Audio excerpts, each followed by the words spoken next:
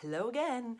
All right, so this question, if we want students to think for themselves, what do you have to let go of in order for that to happen? I love this question. All right, so one of the things that I've mentioned in the answer to another question is content, right? So one of the things that I absolutely have to let go of is the belief that I have to cover a lot of content.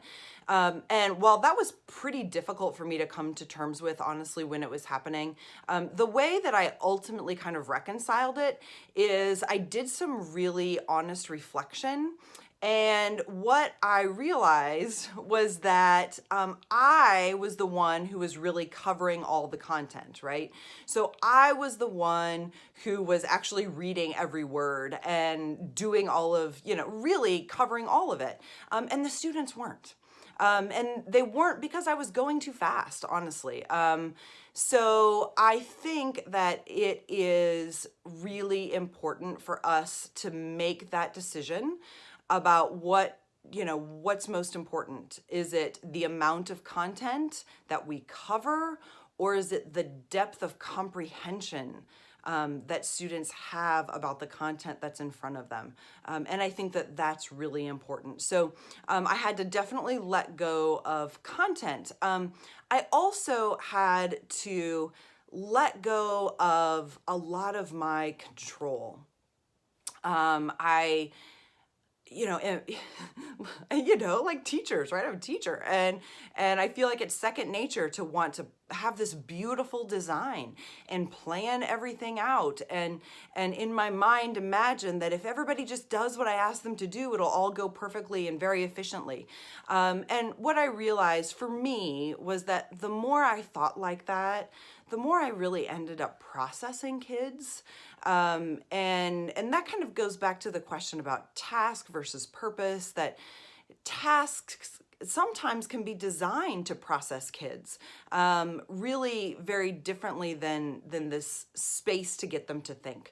I also think it's really important to create series of scaffolds for kids if we really want them to think. So kind of like a gradual release or a gentle letting go. So one example I have is when I've had students who've needed to do timed writings, right?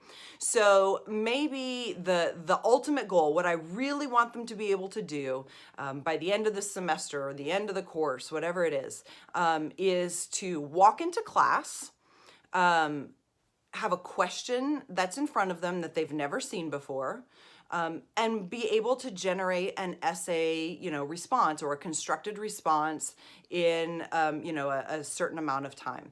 Well, if I just start by doing that, that's a lot of trial by fire, and it's not necessarily teaching kids the skills that they need in order to do it. It's just like saying, this is what we have to do, so I'm going to assign it enough times until you figure it out. So instead, what I would do in a situation like that is I would work backwards. So maybe the very first timed essay that we did, I would tell the kids in advance what the questions were. They might have a choice of questions, and they would get a note card, right? So there's a lot of preparation. And then they get feedback, of course, on the essay and on the process, and we talk through that. Then, the next time they have to take one, I'm going to take something away. So what I'm thinking about is like the end in mind, what that ultimate goal is, what the skill is that they ultimately need to be able to do. And then I figure out, where's the starting point, and then I'm going to gently take things away. So then maybe the second time, maybe they will still have 3 choices of questions, but they don't know them ahead of time and they still get their note card. Then maybe the next time they get no choice of essay question, but they get their note card. And then the last time, maybe I'm taking away the note card, no choice in essay question. So do you kind of see how that just is like a gentle release? I also would say in that configuration, that is absolutely not the only assessment that kids are doing, right? So a lot of times I think we believe that if we give them the exact assessment that they need, that they're going to ultimately have to perform on, that that we're doing them a service. And in some ways we are, because we want them to not be afraid. We want them to have confidence. We want them to know what it's going to look like. But if that's the only kind of assessment we ever give them, we're really not teaching them to like flex any of their cognitive muscles, right? We're really just kind of creating this one single exercise that they do over and over again. And it's not kind of like it's not a complete experience. And so we want to make sure that kids are demonstrating their reading and their writing and their thinking and their listening in a variety of performance tasks.